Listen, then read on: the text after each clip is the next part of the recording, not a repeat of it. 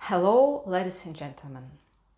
I'm Valeria and this is the Off-Road Range. When I decided to release this video, I didn't expect it to be so long, but I wouldn't have been able to convey the whole situation to you otherwise. If I recorded several shorter videos, then you wouldn't get a single picture. Therefore, if you don't want to spend about 2 hours watching, then you can find in the timecode the topics that interest you. But it is better to watch or listen in full in order to understand the real situation in the world. With this video, I want to start a separate series of videos that touch on all the acute social aspects of the financial sphere of life. The reason why I'm talking about this is, as I said before, my task to increase the number of conscious people and show the other, real side of life. The videos from this playlist affect everyone, every person on earth, because a person must participate in the circulation money in the economy. And if he doesn't, then someone else controls him and his finances. I started talking about this back in the video number 6 about finances. Today's video I want to dedicate to the essence of charity and its connection with world problems. If you were asking this question a little deeper than conditional monthly donations to foundations, donating clothes to funds that someone recommended, helping animals, if you were interested in a deeper and larger scale mechanism of the work of charity, some more serious problems such as world hunger, unemployment, humanitarian aid during hostilities, the search for missing people, the influx of refugees, gender inequality, infectious diseases, and others, then you at least roughly understand that this is a very subtle and scrupulous topic with a lot of opinions, influencers, money, misunderstandings, where politics and business are actively involved. And often, those who are really involved in charity have the questions. How does charity really help? What does it change? And does it really change? Does it improve the situation or only create problems? Where does my money go? And who does it help? Perhaps it's a tool for unscrupulous schemes? Who should be trusted? And how to check the results of help. In addition to the experience and knowledge that I have gained in 4 years of practice and 9 years that I have been interested in this issue, I studied many sources, opinions, points of view, studied interviews, debates, programs, studied statistics by funds and countries. I studied as much data as time allowed me. And I haven't found yet on open free internet a point of view that would be similar to mine, or rather, similar to the truth. So today I'm gonna talking about what is meant by the term charity today and what is a tool for. What are its consequences, results, and shortcomings in the current structure of society? What is real charity? And why is it dozens of times more difficult and dangerous than what we have now? What are the 3 main questions you need to answer yourself if you really want to do charity work? According to data from open sources, charity is the voluntary giving of help to those in need, as a humanitarian act unmotivated by self-interest. In man there is good and evil, altruism and selfishness, generosity and greed. In my opinion, charity is largely due to the evolution of the brain, instincts, the development of society, as well as upbringing, education, awareness, compassion, and experience. Sometimes people are driven to charity by the feelings of guilt, fear, psychological coercion. But these are subjective internal things. Sometimes charity acts as an indulgence, drowns out the voice of conscience, feed the ego, allows you to consider yourself higher and better than other people. After all, you give money, and the more, the cooler you are. Sometimes this is a psychological trick, since there are various manipulation tools under the masks of patriotism, debt to society, duty to nature, and others. Sometimes this is searching for thought points in order to force a person to give money. Nevertheless, the indifference of a person, his desire to make the world a better place, acting to the best of his own ability, these are one of the most invaluable qualities and desires inherent in the person. But I won't go into philosophy, biology, evolution, or psychology anymore, because I want to consider not the private philanthropy of each of us, but the public philanthropy of large companies, foundations, and states, since there are billions and billions of dollars and an all-encompassing power. And in this case, charity is a huge tool for influencing the society and managing many issues. And our charity and our whole life is directly related to this, since each of us is a sponsor of both public and state charity, since both companies and states receive money from us. The money that we give them for social security, for providing us with benefits, as entertainment, tax, and voluntary contributions. And part of this money is spent under an expense item called charity. There are a lot of global problems in the world. And under the pretext of solving these problems, both states and companies, small ones and largest corporations, allocate the part of money, part of the funds there, create charitable organizations and foundations, and allocate money there. But the situation in the world is such that we do not really know how much money was spent and where, what problems really exist, on which scale, in which country, what are the real solutions to these problems, what efforts have been made, and what are the results and consequences. All information is hidden, and we live in ignorance, in rose-colored glasses, in the world that we are allowed to see, and we don't know what is really happening. We only hear that problems are aggravating, life is getting worse, certain goals will be set, certain decisions will be made, certain regulations will be implemented. And against this background, there are charitable organizations that want or really want to solve these problems. But most often they won't. And these problems and attempts to solve them always remain faceless. We, ordinary people, are not involved in this. And these problems are always connected with money at the highest level.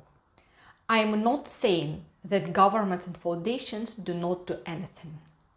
But these 3 points are key, because we live on this planet and we need to be involved in it. Now there is a division into several worlds. The world of ordinary people and the world where all issues are resolved. The world where I give my penny and the world where active actions, problem solving and philanthropy developed, to which only elite have access.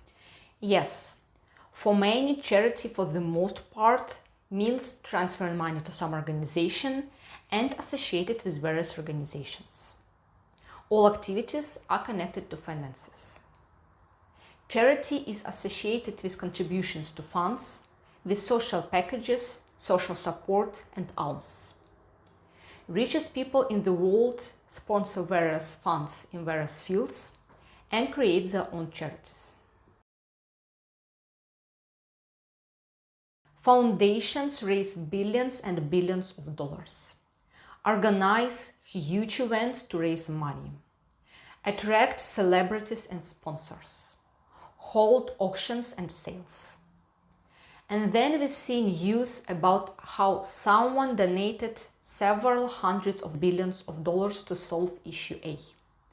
Someone sent all the profits to solve issue B. Someone helped conditional hundreds of thousands of people. And we see in the news the praise of a nation, a person, a company, a foundation. We see statistics, total donations, competitions of patrons and philanthropists. And with that in mind, I have a few questions. Where is the result? What kind of problems were solved for certain periods of time for certain amounts? Where is open data about where money was sent and for what items of expenditure, including operating expenses, management, accounting, IT infrastructure, legal assistance, marketing, employee salaries, purchases, and so on? Where is the plan for solving the problem? A long-term strategy with research, taking into account all the features, so that the problem does not manifest itself after a couple of years with greater force and does not create even bigger problems. Where is the approval and consent of those who are being helped? Where is their participation in the economy, their gradual independence of external resources and subsidies, and independent management of their lives, economy, and country without being tied to a donor? Had there been fewer problems and more self-management over the period of time?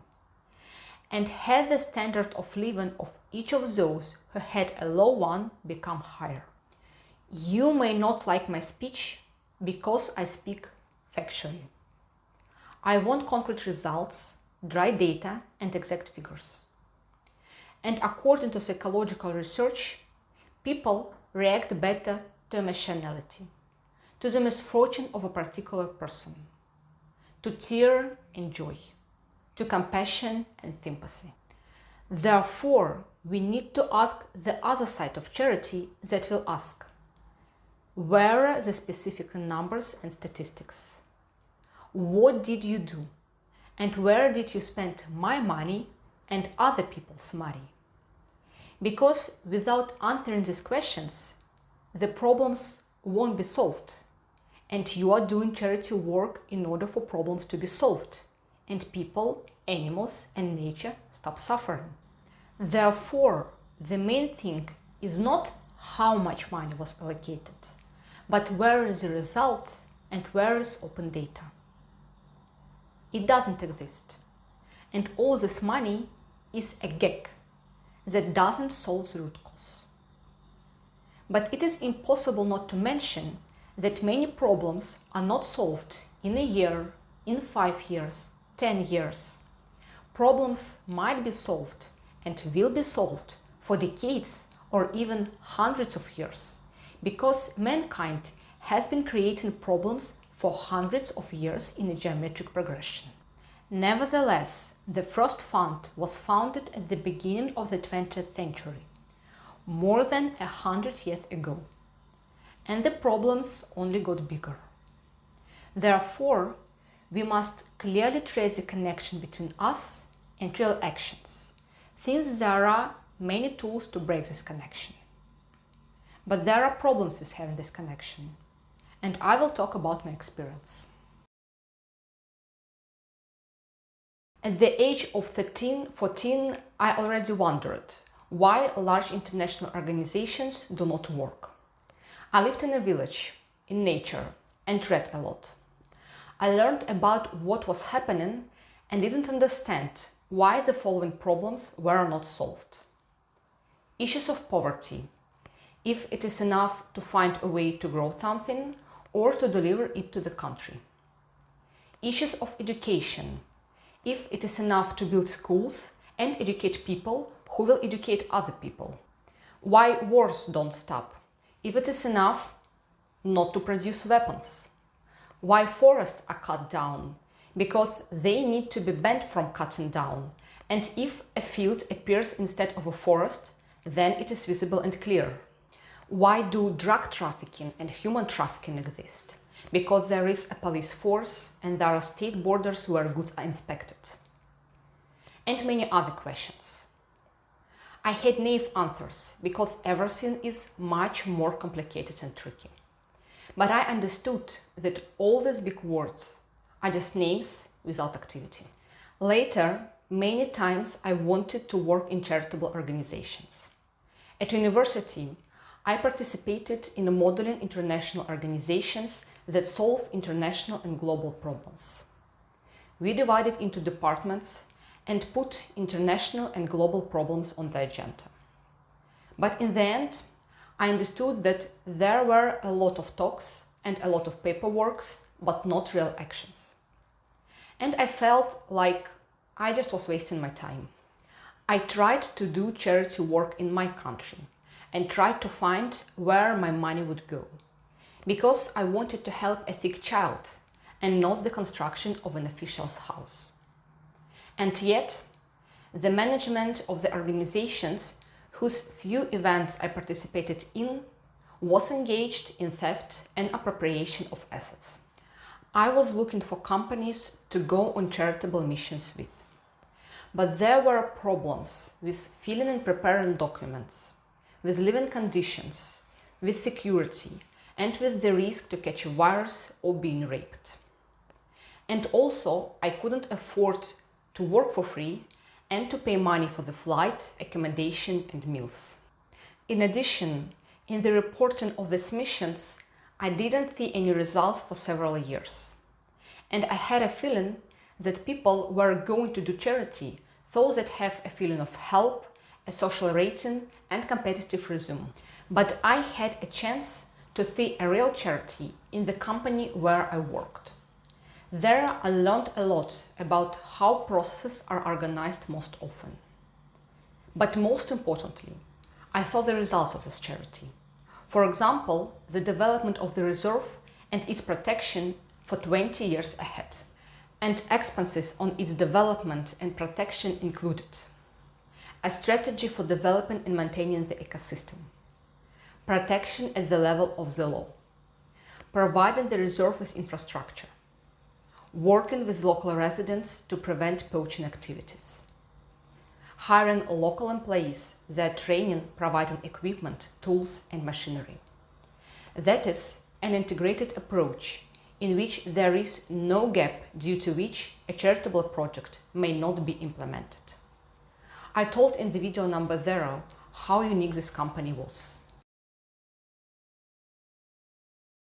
After this company ceased to exist with the start of the war in Ukraine, I was looking for work all over the world, including in charitable organizations, from the most developed countries to countries with autocracy. And I got a new experience. Firstly, there is a hierarchy everywhere, and in many companies you have to start from the bottom, despite experience. Why? Because they need a proven person who will do what they say and will not be interested what is not necessary. Secondly, friends, acquaintances, family members are often hired with prohibitively high salaries and without real responsibility. Thirdly, very often this is not charity, but an imitation of activity. This is holding several seminars a year, minimally educating the population about charitable activities, writing off expenses in various ways, making beautiful reports and presentations, and even videos, the facetiousness of which know both the foundation themselves and the population, who is paid a couple of dollars to keep silent. Yes, in many organizations, actions are filmed. They set up a skin, shoot a picture, and show the work. And after that, they roll up the skin and leave. I have interacted with people from various charitable companies, or with their relatives, or with those from public sector who are involved in charitable companies. Therefore, I know what I am talking about. And this is not one company in one country. Since I searched deeply in order to understand what I would devote my time and energy to, I searched for activity plans and reports. I searched for those who finance projects. And it happened that I didn't understand why a certain company does charity work in another company. I understood that it couldn't be disinterested, but I didn't see the connection and benefits.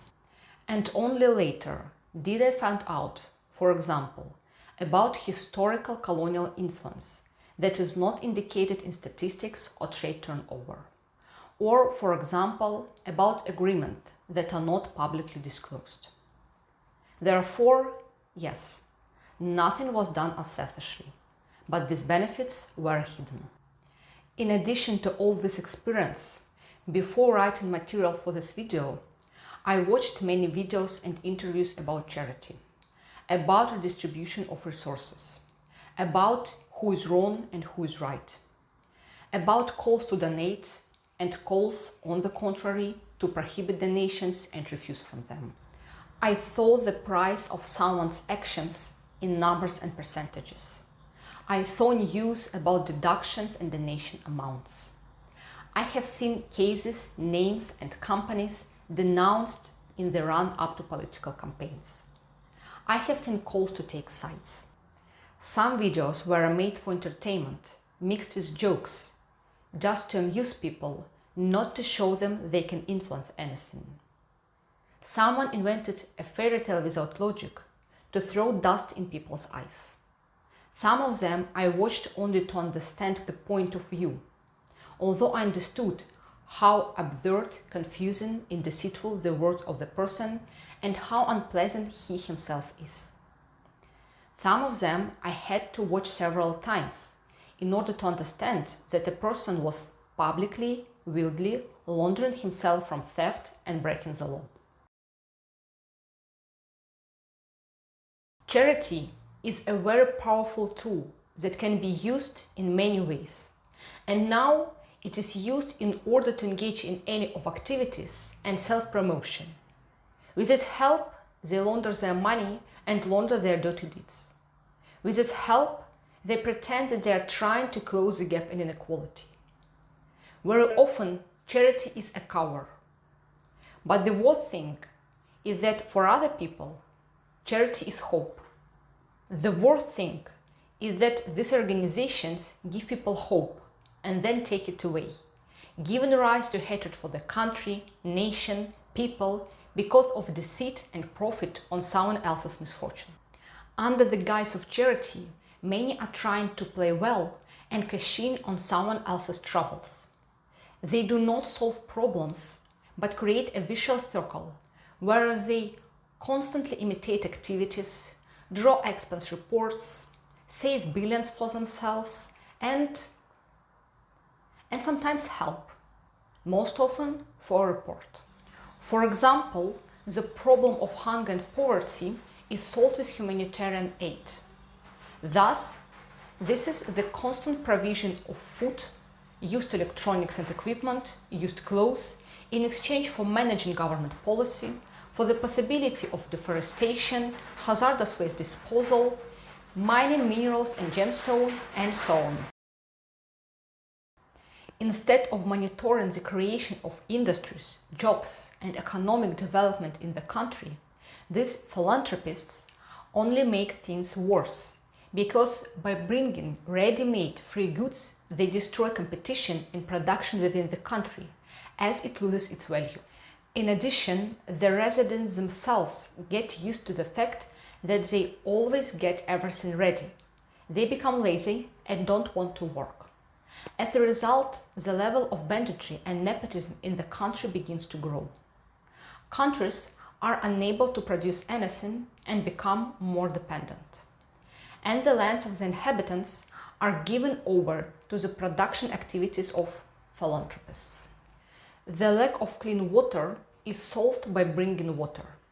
That is, water is available only when it is brought in or purified in some dry reservoir. At best, sometimes the problem of water is solved by building wells and pumps. But geological surveys and studies for the presence of aquifers, its resources, and the possibilities of producing water by them are not carried out. People are not taught how to use wells properly and how to maintain them. They are not provided with equipment for maintenance and repair. As a result, after a couple of years, the well becomes shallow, the pumps fail, and poor people make sources completely useless and again remain without water. But a few years ago, a philanthropist could show a beautiful result.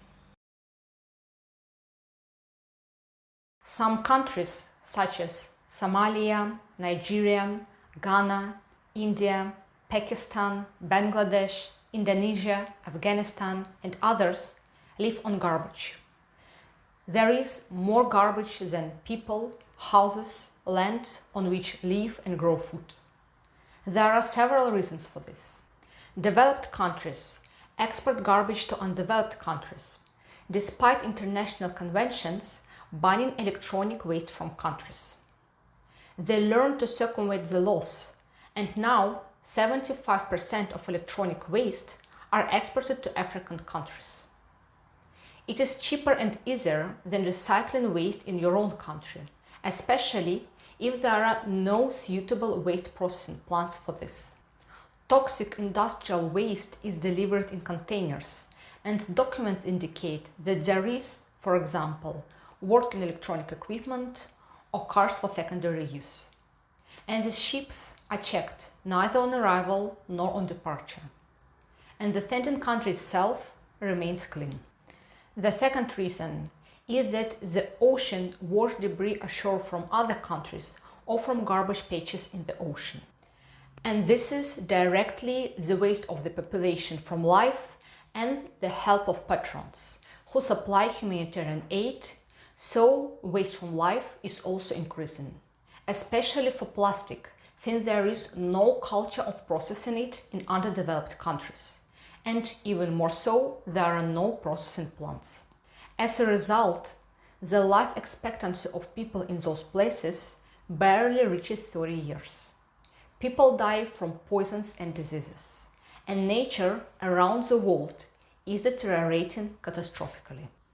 And instead of teaching people how to handle waste, how to protect nature and the environment, instead of building ecologically friendly production and waste processing plants, developed countries export waste at the level of the law and then shout about international critical problems of garbage, food, diseases, and try to help. Let's go further and talk about a few more problems. Many issues are not resolved due to lack of education, but educational programs look like that. Relatives of officials go to prestigious universities to study for free and look for sponsors to establish useful connections, create fraudulent business schemes, and increase the welfare of their families, selling more of their countries. Or another option of implementation of educational programs is an attempt to study until the age of 10-14 years old. But this is also not applicable anywhere, because there are no universities and people have no money for universities. There are no technologies and industries within the country where qualified employees might be necessary in the future. Relatives need working hands in order to die of hunger, rather than a child who can read and write. So many families do not even let their children to go to school, because otherwise they will not survive. Another problem of education is not allowing certain segments of population to study according to political, religious, patriarchal, and other views. And in this case, educational campaign is not possible. It is possible only on paper, and its implementation is clearly money laundering. Accordingly, without education, there is no access to medicine and technology, because people in poor countries don't know how to use these technologies to the fullest. Medical issues are resolved only when funds bring thousands of vaccines and medicine of unknown composition through paid pharmaceutical companies. And as soon as funds leave, the level of unsanitary conditions and diseases grow. I do not consider the problems of green energy, gender inequality, reducing corruption, and transition to democracy in underdeveloped countries at all. In low developed countries, it makes no sense to talk about such major changes until the population of these countries can provide themselves with primary goods. But the developed countries don't give them a fishing rod and don't teach how to fish. They give them fish, old stinky fish, in exchange for the natural resources of these countries. Moreover, some activities are generally a priori impossible under certain conditions, for various reasons: low level of development, climatic conditions, patriarchal structure of society, and others. But things ordinary people, donors, do not know about this. Charitable companies organize fundraisers to solve these problems, and they collect a lot of money. So, by allegedly resolving issues and doing charity work, in fact, most charitable organizations and states only make the situation worse for the whole world, but not for their own pockets. In addition, they give rise to distrust of foundations, envy, hatred of the government, hatred of visitors, laziness, bad habits, and lack of faith that people themselves can change anything. And feeling powerless and dependent on anyone is terrible. But besides these problems that exist in undeveloped countries, there are also problems that exist around the world, which also have been solved for decades on paper, in words, in the form of agreements, restrictions, taxes, sustainable goals, but not in reality, because solving them means to deprive the world's richest people of their profits, and they don't want to let that happen. Most of the world's global problems stem from the pursuit of wealth and power, from the overuse of the Earth's resources, from the overproduction of absolutely everything. For example, there are acute problems such as climate change, greenhouse effect, and transition to green energy. In order to switch to green energy and at least reduce the growth rate of the greenhouse effect, it is necessary to reduce global production and the use of Earth's resources: oil, gas, peat, wood, and metals. Therefore, those who own these resources have stopped for decades the promotion of green energy projects, have threatened environmentalists, filed lawsuits against opposing companies and individuals with hundreds of trillions of dollars. Moreover, as an excuse, an exhaust tax, a transport tax, and tax on production and others were invented. That is, the government collects money from people, and giant companies continue to pump the resources of the earth. How does this money help the planet not to destroy? To date, I have only seen statements about how hundreds of billions of dollars have been directed towards combating climate change. And where is this money? I don't see the point in showing off huge numbers if I don't see the results from these donations. Where is the environmental improvement? Large companies do not even bother to carry out full-fledged recreational work on the soil and vegetation at the mining site after the work has been completed. They leave the mining site in the most depleted form, and erosion processes continue to develop there. Deserts grow, the soil is depleted, and the environmental restoration becomes hundreds of times more difficult. And companies simply pay tax or transfer money to the pocket of an official and move to a new mining site. As for the choice of the location of industries and factories, they are often built or transferred to the densely populated countries, because there, due to the density population, the quota for emission of harmful substances is higher, and there are many loopholes in the law. And the owners of these factories are positioned as patrons and justify their charity by creating new jobs, despite the hellish working conditions and complete non-compliance with labor code. Deforestation. According to studies, only half of forests are cut down legally. The other half was cut down illegally and continues to be cut down. It is impossible not to notice the illegally cut down half, because there is accounting for forests, accounting for areas allowed for felling, accounting for exported timber, accounting for goods made from it. However, the states do not notice this, and the problem is not solved. Forests are sold to foreign companies, which cut down completely, without following the rules of cutting, without restoring the fallen sites, and without planting new trees. Moreover, in addition to the complete destruction of flora and fauna, workers carry out their own activities during the felling and leave all the garbage on the ground. There is even such a set proverb: how to determine that you went from forest to a cut-down place if your eyes are closed. Bottles and plastic start to crunch underfoot. The absence of forests leads to the appearance of deserts, since the soil can only hold moisture if there is forest cover. Moisture evaporates faster, temperatures rise, glaciers melt, river basins change. The climate is changing. There are no plants to absorb carbon dioxide, and the greenhouse effect increases.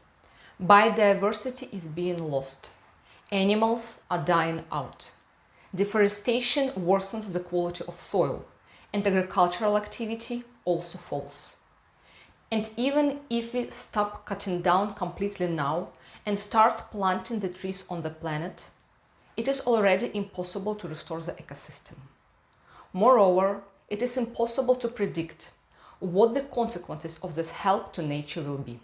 There has to be a good reason why flora and fauna for thousands of years have been naturally forming on the planet with a certain coverage and diversity for the existence of a certain climate and atmospheric composition.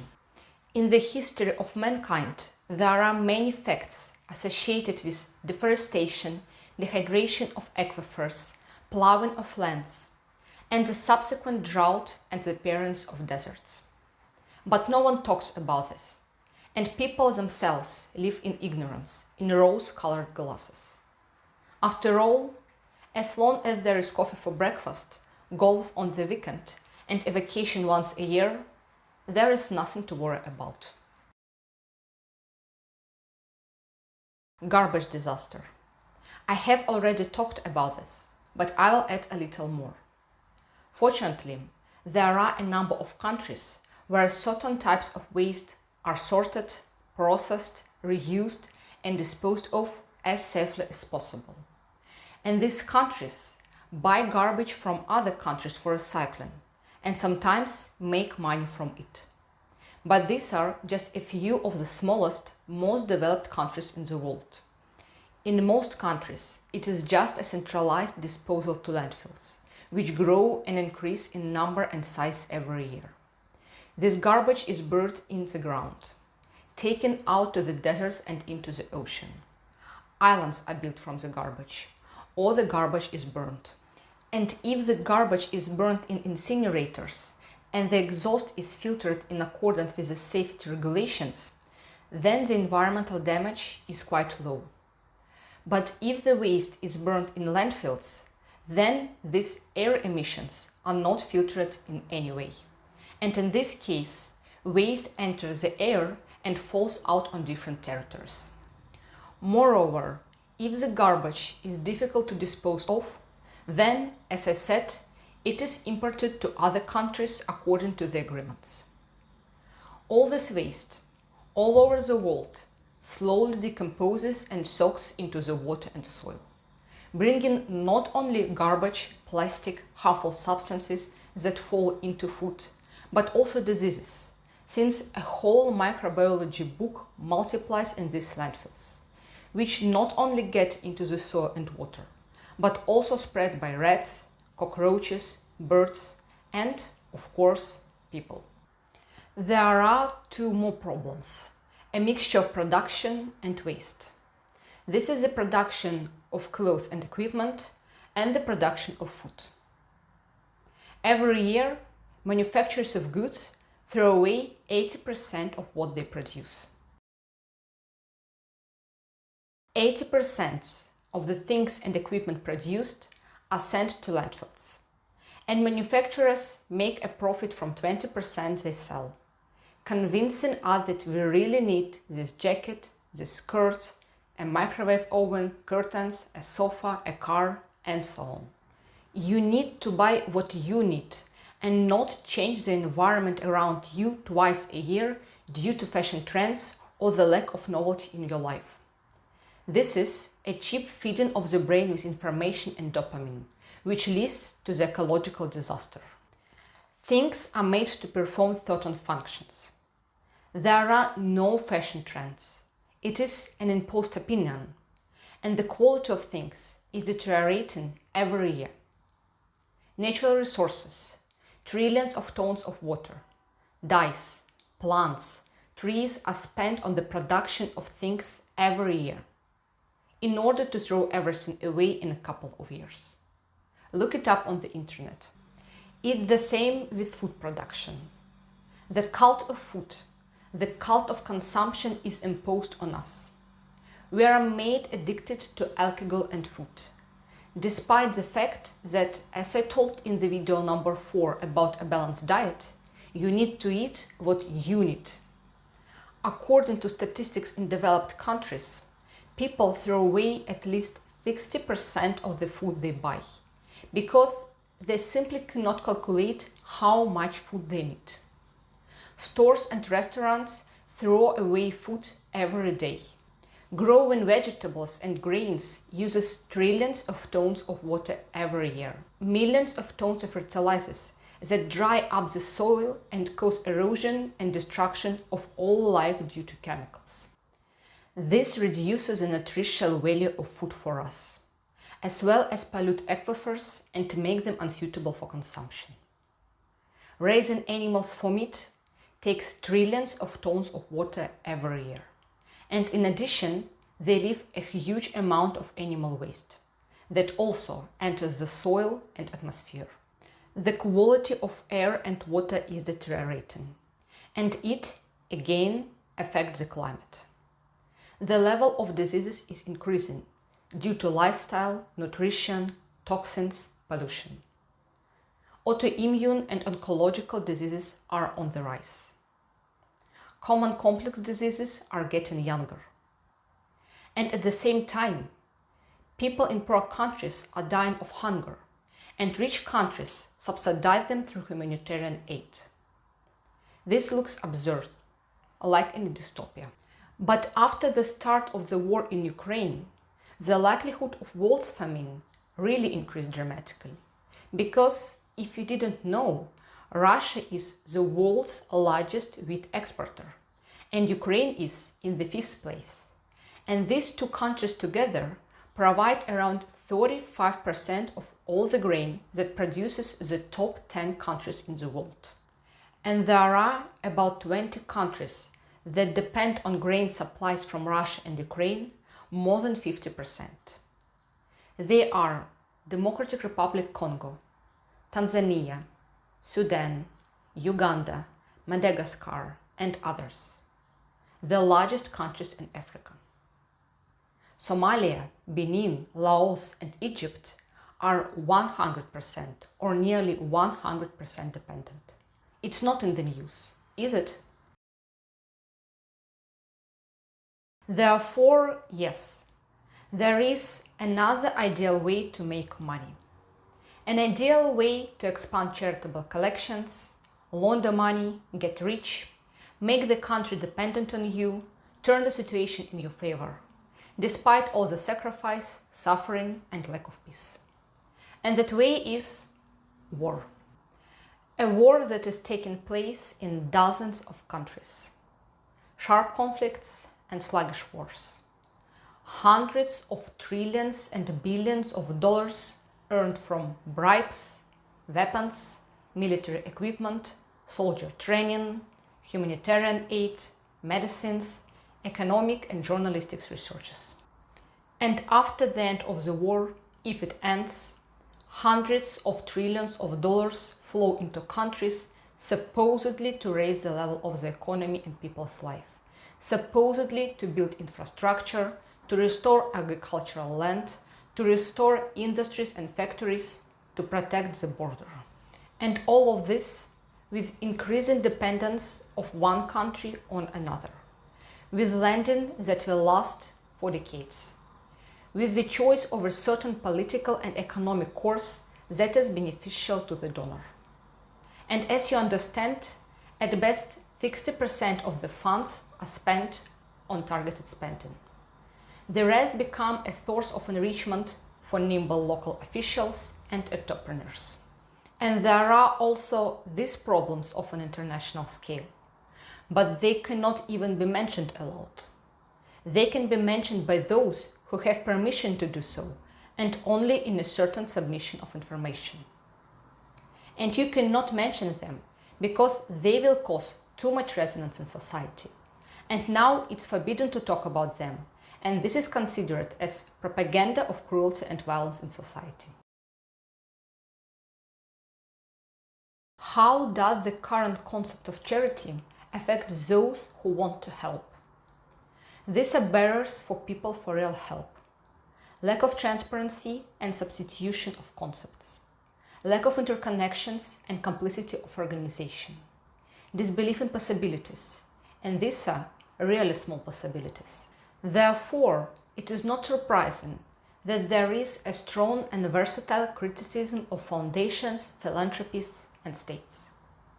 Trust in charities is reduced, and the desire of ordinary people to give away their resources disappears, because people see that this doesn't bring results. The problem is that those who allegedly solve problems create them. Companies that provide funds are working in industries and countries that favor the problem. Companies and organizations support initiatives, but then act against their own words, either directly or through intermediaries, distributors, subsidiaries. The largest companies that own levers of influence and resources lobby their interests in order to protect themselves, so problems are not solved. These are people who own resources of planet, forests, lands, mineral resources. These are people who own industry, food, pharmaceutical, brands, tobacco, alcohol. These are people who own our information, our taxes, the economies of other countries, connections with politicians and legislators. And they use charity as a great tool for enrichment. And these people do not necessarily oppose each other. They agree on who will give how much money to whom for what. They provide services to each other. They mutually promote or humiliate each other. Therefore, there is a struggle or an agreement, if very conditional, between two groups, businessmen and states. And there is often a conditional agreement between them. Part of the money received from ordinary people is withdrawn through charity by businessmen, so they save their money. The second part of the money goes to the state treasury in the form of taxes, from where it is further withdrawn. And allegedly, money from both groups goes further to the development of society. But this is not true. The goals are the same for the two groups. This is tax evasion and money laundering, as income from charity is not taxed. And if you made $10 million and donated to your own charitable organization, you saved $4 million in taxes. Therefore, charity is a code of activity in the tax code. I will repeat one more time. In our world, charity is a code in tax law, not a desire to do good. And later, there are dozens of ways to manage this money and keep it, so that it belongs only to you and then to your children. This is lobbying and realization of one's own ambitions. In exchange for your money from the charitable company, the recipient of the funds will agree to represent you, promote laws, support you in some activity, sell you a share, grant you the right to do something, remove your name from an unfavorable list. And of course, indicate that it is you who make charitable donations to his fund, thereby advertising you. So the third point is a personal brand and a reputation grows. It is positioning yourself as a philanthropist. That is, in the future, it is a great favor of people, an increase in the number of connections, an influence, and a quick achievement of goals and a big profit. It is nepotism, when all your relatives, children, wives, husbands, lovers, friends have a great salary, a great resume, and all the benefits. And you can trust each other, reducing the risk of betrayal. This is the diversification of assets and the complicity of the interconnections of legal entities. That is, a reduction in the risk of bankruptcy during a crisis, a change in the political situation, changes in legislation, and reduced risk when new enemies appear. This is investing in your own companies and developments in the field of IT, medicine, chemistry, petrochemistry, biology, pharmaceuticals. For yourself. Then these are profitable industries, and when sponsoring an organization, in the future you can take almost all the profits for yourself.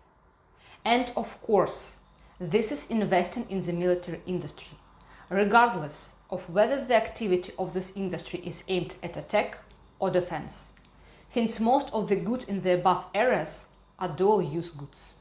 Also, this is the influence on the states and economies of other countries and the forced dependence of other spheres or countries with the imposition of certain goods, services, political or economic course, religious beliefs, connected bank loans, subsidies, and so on.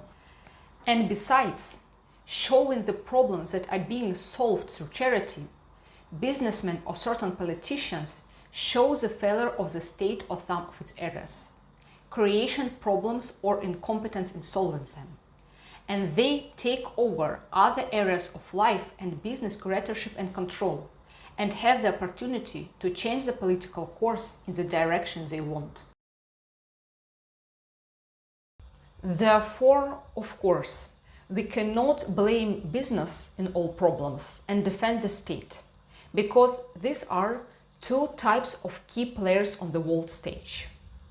Moreover, from the point of view of relations, the state and a citizen, there are questions about the existing structure. If we have taxation, fees, development of education, medicine, technology, and since the state has taken on the role of solver, making our lives easier and more convenient, then 2 points arise. Firstly, there should be no need for charity. And secondly, we are still responsible for what is happening. I will explain now. If the state took responsibility and wrote laws on the development of medicine, technology, education, the banking system, then it is logical that this should help us, ordinary people, to resolve our issues. The state should allocate resources in such a way that there are no homeless, unemployed, people with rare diseases whom donations of millions of dollars are organized for. The state must solve those problems in the society it has taken responsibility for. And even more so, one state shouldn't interfere in the economy and politics of another state under the pretext of assistance, as some of the largest countries of the world have been doing for decades and promoting it as goodness and patriotism. I talked to soldiers and mercenaries, and they understand the futility of wars. They understand that in most cases, they do not protect anyone, that they are pawns, and they say so directly. Human life must begin to be valued higher. But our taxes, state revenues from us, are used for armament, military technology, for the development of bills and prohibitions, for a huge apparatus of bureaucracy which, moreover, doesn't work, for the development of standardized medical protocols that do not solve problems individually and bring even more harm. And also, our taxpayer money goes to stupid television, media, and entertainment that a large number of people do not need, but entertain themselves to give meaning to life. For example, dozens of sports take billions of our money, but many of my acquaintances have never been interested in it. I am not even talking about e-sports, which is not a job at all, because a person, like a robot, has been honing a certain skill for years and does not create any value in society. He can simply be replaced by a robot or a neutral network. But at the same time, we are the only ones to be responsible for everything that happens, each of us. Nature gave us free will, and even if we gave it into someone's hands, we are still responsible for what they do in exchange for our freedom, for what they do for us when we have given a number of actions or resources in the hands of bureaucracy made up of other people. The state lives on our money, which means that each of us is fully responsible for what is happening and can influence it. But besides the fact that some states often does not fulfill its functions and people don't have an adequate standard of living, some officially democratic states behave autocratically. They beat people, imprison them, establish absurd convenient laws, engage in corruption, monopolize industries, and so on. This leads to closeness, control, lack of transparency and accountability, the inability to understand the situation, the inability to influence through the state levels of bureaucracy, and so on. This is the indifference of states, large corporations, companies, because they consider that power and resources allows them to disregard the requests and applications of people to resolve their issues. They make money, create problems, and then pretend to solve them. And they don't want even a tiny sprout of real good to grow. Therefore, they use those methods of control that I mentioned in the video number 7 about information security. Just business. Regardless of whether this money goes to the state budget or to a charitable foundation, there are several key points.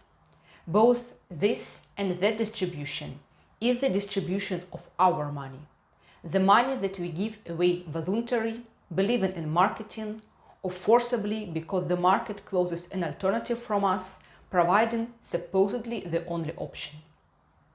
In both cases, we have no control over how much of our money is actually there, where it goes, and how much of this money actually goes to the development of society or at least its maintenance. Every day throughout the history of mankind, we give our money to business or the state. And with every decade and every year, the gap between the poor and the rich increases, because we give them money, and it doesn't return to us in any material form. It goes into the pockets of those who we give them to. Therefore, social inequality is growing more and more, and we won't be able to change anything if we do not do it ourselves. There are such suggested solutions as closing loopholes, tighter regulation, higher taxes, new legislation, more bans and checks. But this will not solve the problem, because these bans only work for ordinary people, and those who need to find a way around the law will do it. Therefore, I see no reason to defend one side or the other, because these are two groups that divide our money and put it in their pockets. And none of them coped with the task of creating a healthy society and solving global problems, but creating drama for the ordinary population and inclines us to one side or the other, making us feel that we influence something. However, this doesn't mean that charity is useless in the current structure of society. And it doesn't mean that there is no need to do charity work. There is a need, but not in the sense that we are accustomed to. Charity is a powerful tool when done right. And how does charity affect different areas of life? Exposes problems that were created or not solved by us. Shows the mistakes of the state or social institutions and its incorrectly organized structure. Lays bare barriers in solving problems, in actions, in self-realization. Affects the change in people's thoughts and awakens logic and feelings. Influences the policy of the state in its decision. Increases people's faith in participating in the choice of solving certain problems. Increases faith in the individual influence of each of them on the achievement of socially significant goals. Brings people together. Increases the number of those who create rather than consume. And most importantly, charity solves problems. These words can be perceived as slogans, and unscrupulous people can use them. Even take them directly from my video. But I think that after watching this video, you will understand if someone's want to deceive you. And you understand that except states and business, there is another side, the third one, to act independently. As I told, for me, the existence or the necessity of charity is connected with the question of the structure of society. In a stable, justly built society, there should be no charity, at least in the form that it is now.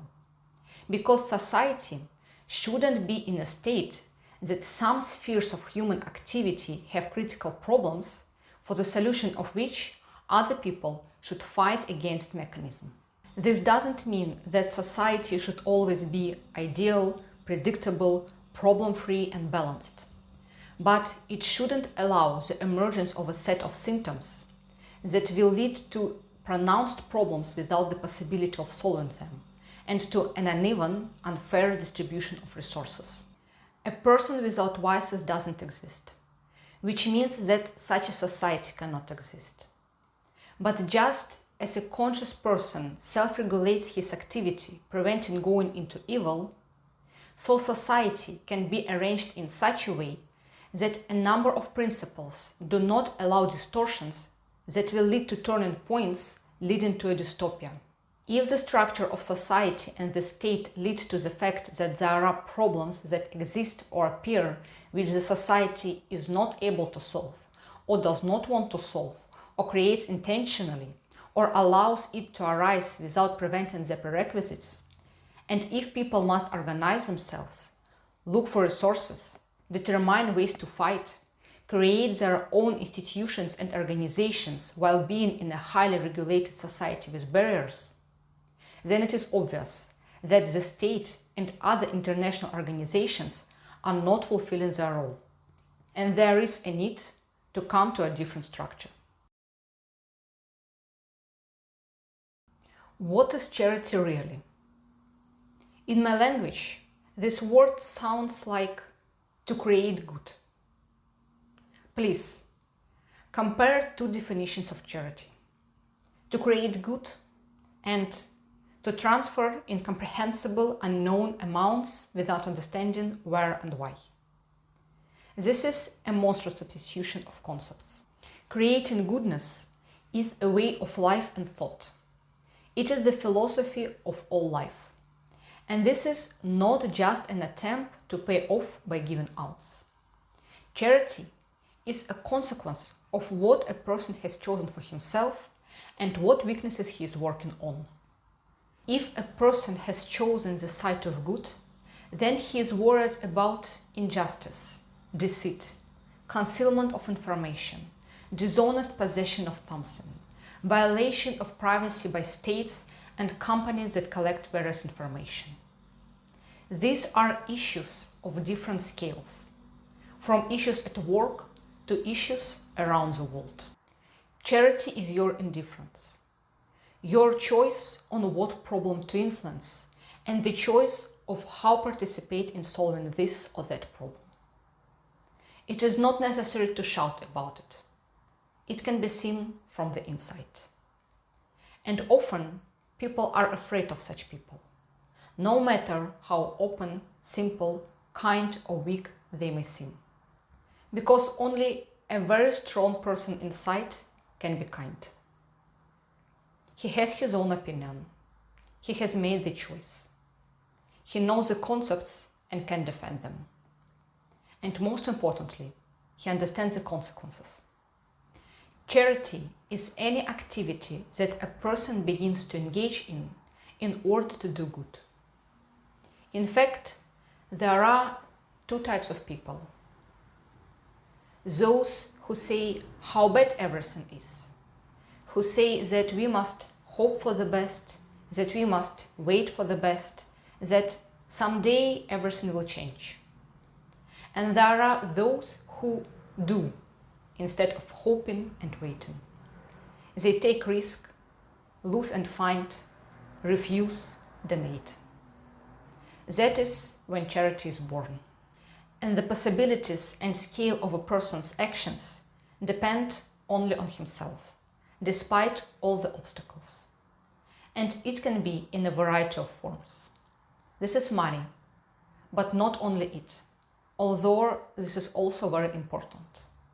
This is your time, free services, consultations, assistant, physical work. This is a free transfer of any assets, physical and intellectual, worth from a few cents to hundreds of billions, depending on your capabilities.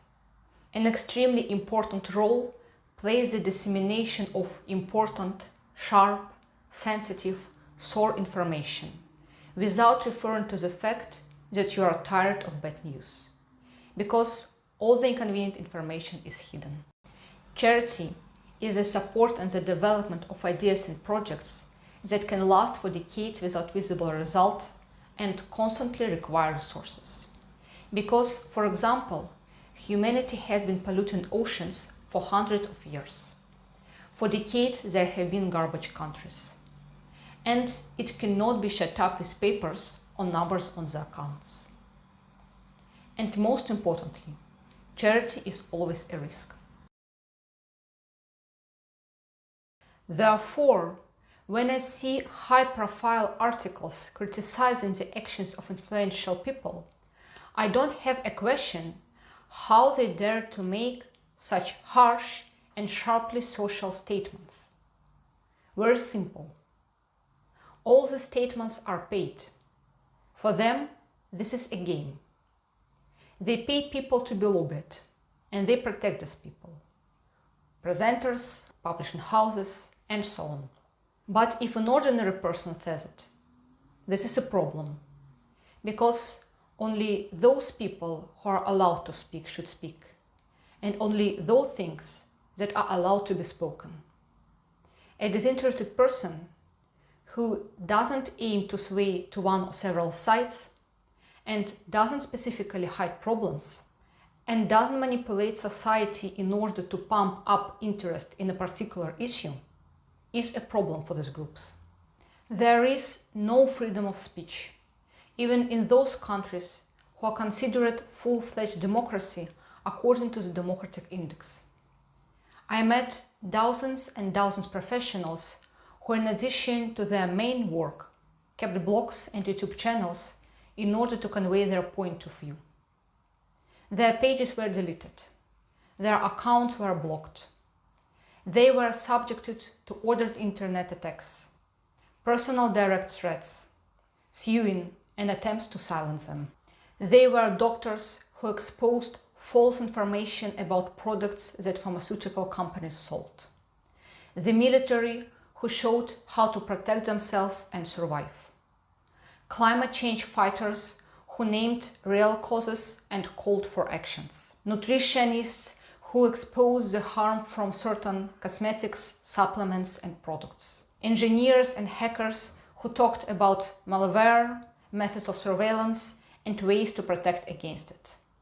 And after that, they disappeared from the internet.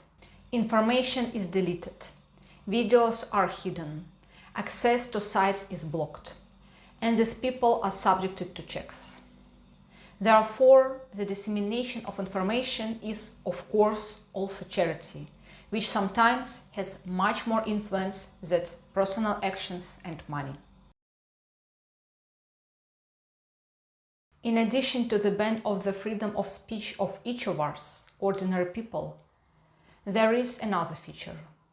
The best minds in the world are not allowed to work. There are people who want to solve problems and know how to do it. People who have real experience and the ability to change something.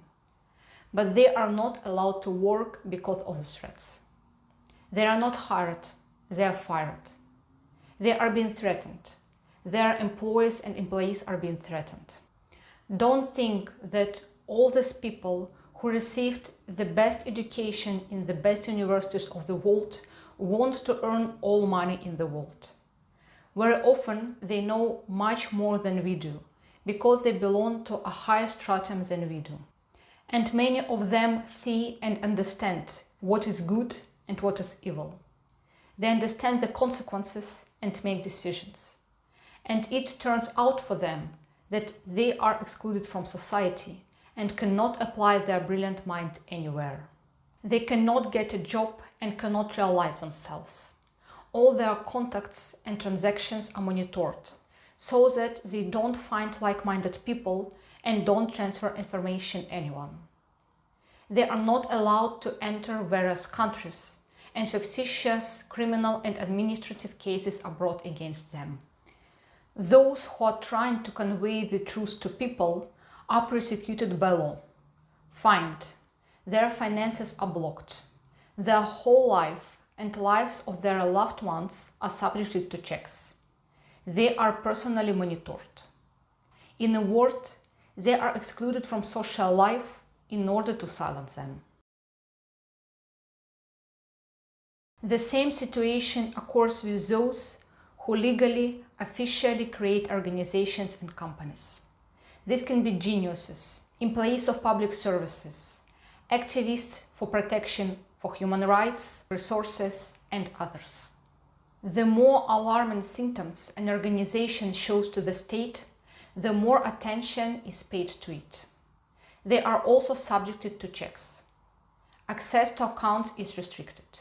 Correspondence is read. Contacts are monitored. And after that, their partners, customers, and service providers are threatened. They are threatened in many ways: psychologically, physically, financially. Their parents and families are threatened. Accounts are blocked and cases are opened. They are forced to refuse from working. They are forced to cooperate with state bodies. And supposedly illegal activities come up to suppress the will and actions of those who are objectionable. As a result, a few years later, the founders of an objectionable organization are accused of a number of articles to close organization. Then the organization is recognized as extremist, and people are sentenced to 20 years of strict regime imprisonment. And they don't get out anymore. Or sometimes people even don't leave the courthouse. Or sometimes they just disappear. And yes, I'm talking about fully democratic countries. If we are talking about autocracy and dictatorship, for example, some countries in Africa, South America, Eastern Europe, Asia, then there is no opportunity to express one's opinion at all. And there is no opinion at all, because a person has no information, no access to data. A person knows nothing and hasn't been anywhere. A person is simply trying to survive At least not to die of hunger, not become homeless, and not slide into poverty. Or a person knows what will happen to him if his behavior and opinion, at least in some way, differs from what is considered correct according to the official version. Or even worse, if his opinion will be voiced out loud by him at least once. In the few countries where there were attempts to change the political system, very often the initiatives were suppressed by hard, brutal military means, with further toughening of the legislation, psychological pressure, and punishment of activists. Is it considered charity to try to make life in one's own country better and more democratic for yourself and other people? I think so.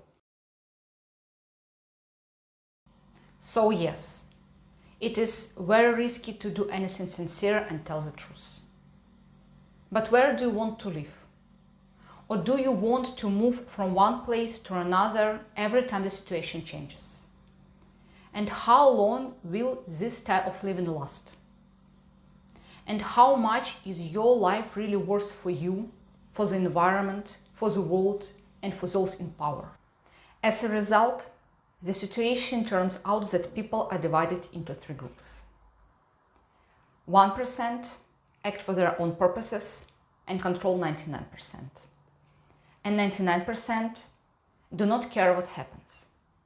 Because if they do care, they would participate in the initiatives to change what is happening. And still, there is 1/10,000% who really care and who act in the interest of society for the sake of justice. And sometimes this cannot be explained to other people, because for someone it is natural to benefit for themselves, at least in some form. And for someone, it is natural not to be on the sidelines. This is the altruistic side of the realization of a person as a being. This is inherent in nature, as an increase in overall survival, a kind of instinct. And also, there is a fact that rich have all the resources to survive despite the catastrophe. So they reassure others that there is no catastrophe and there will not be. And if you understand this, then I have a few questions for you. What has changed from the fact that you understood something but did nothing? What has changed from the fact that you have received knowledge but don't use it in the way you can do it? Why did you decide not to see the problems and think that someone will solve something for you? Yes, the influence of one ordinary person is small. We are pawns, as I am told. However, this has consequences too. Inaction only aggravates the situation, since there is even bigger difference. More resources, power, leverage, and it is even more difficult to overcome this. So, what to do if you want to change something, want to improve something, you don't like a certain situation, you want to invest in it? What are the three main questions you need to answer yourself if you're on the side of good? First, how exactly do you feel about a particular situation? I mean, how you see it and how you think it can be solved. Second, what resources are you ready to spend and you will spend? Time, money, relationships, work, social circle, security, information keeping, and so on. Third, what are the consequences for you for participating in these initiatives? These consequences are likely to happen even if you are careful. And you must accept for yourself the irreversibility of the consequences and put the common goal above such consequences, so you can continue participating in such an initiative. At the same time, a number of important features must be understood. If you make a choice, then once and for all. This is now your position, your pivot, and your turning point. Results may take a very long time to be seen. The problems that arose were not born overnight. Some established foundations and structures were formed over hundreds of years and even millennia. If you choose a difficult problem, then get ready for a long distance and patience, lack of results and motivation, the desire to quit. You will not be fueled by dopamine, which is produced as a reward, and you may be disappointed. But this is only a stage. Most people need to get results here and now, especially in today's world of quick gratification habits. People tend to change their minds, go back on their word, and let others down. Most people don't care what happens to others, what happens with a purpose, and don't care about consequences. The one thing that matters is what's happening to them right now, without caring about the rest. You need to understand that it is not just to transfer some amount once a month. These are the hands that will do without waiting until the end. This is information that you share. These are sleepless nights to do what needs to be done. And one more point. There are practically no such things that you cannot influence and cannot change. Even small steps are important. Your little step will save someone's life. Why is there no point of view like mine? First, in fact, they are.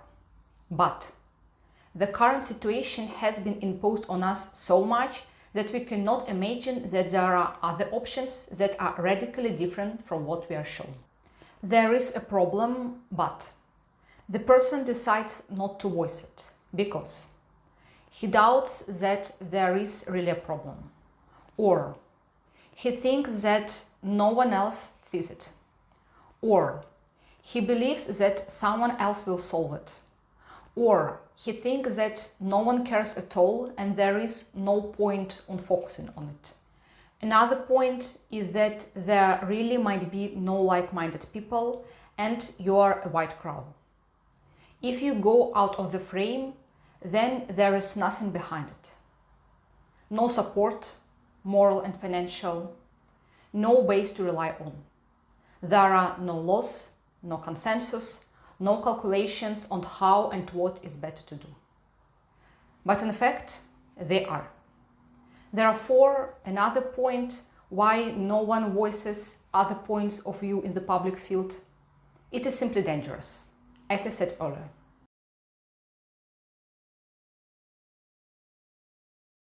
So, after all of that, you may ask me, what charity should be like? I will cover the general points. Charity is initially a socially controlled and regulated phenomenon, and it should remain so.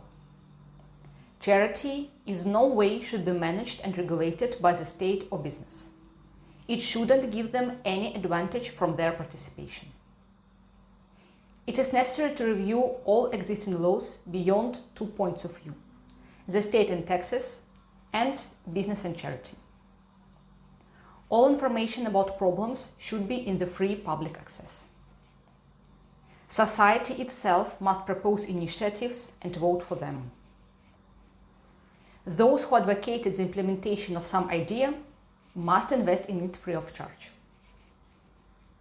All information on the results and cost must be complete and in the free public access, including items of expenditure and complete sets of documents.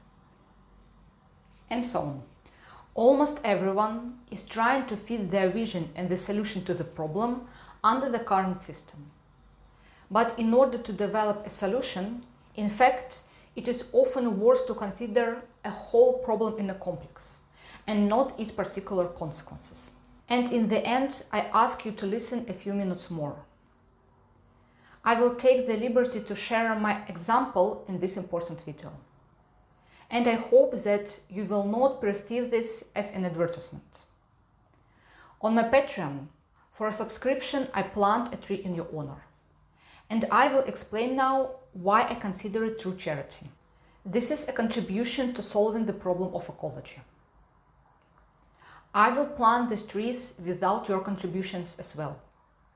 Your funds do not cover the cost of seedlings, logistics, water, land, fertilizers and tools. But the fact that the tree acquires a name that you gave it gives you the realization that you participated in the greening of this planet, which means that you did a good deed. As you understand, I don't earn from the fact that I plant trees. Not to mention that I will spend a little, both financially and by spending my time. But I think it's a good thing. And if you donate, you do good twice, and you receive in return. Also, I do not provide you with my services for a fixed fee, which means that your donation is a contribution to a common good deed. You can see the results of what you have donated to. I don't plant trees in order to sell them later. In this exchange, nature wins. No one of us profits. You support me and my project. And one more important thing. You, yourself, looking at the fact that I will plant a tree, perhaps plant trees yourself, or clear the land of garbage, or share my video with your friends, or do other important things. And don't say, it's just a tree. You need to receive all the necessary permits and pay a fee for planting a specific type of tree in a specific location. You need to get up early, go to a reserve or a nursery and buy a seedling. Then bring it by car or trailer to the designated area. Then prepare conditions for planting, land properly and fence it. And then for at least several years you need to take care of it, make sure it takes roots and grows, and prevent its death. So if you choose to do this instead of subscribing to my Patreon, I will be only happier. Because the purpose of this subscription is to make you think about the environment and philanthropy in general. And there are different ways to do this. In general, all my activities are the most direct charity. And your donations are also charity. And benefits from it is much higher than giving it to no one knows where. If you wish, you can transfer funds via cryptocurrency, optionally using Monero, and indicate in the comments how you want me to name your tree. I want you to draw your own conclusions from this long video. I hope that after watching it, it will be easier for you to make a decision. In the future, as I said at the beginning, I will release a number of important videos on rare topics. Be sure to subscribe and like. Take care of yourself and others. It was Valeria, the Off-Road Ranch. Wish you all the best and see you soon.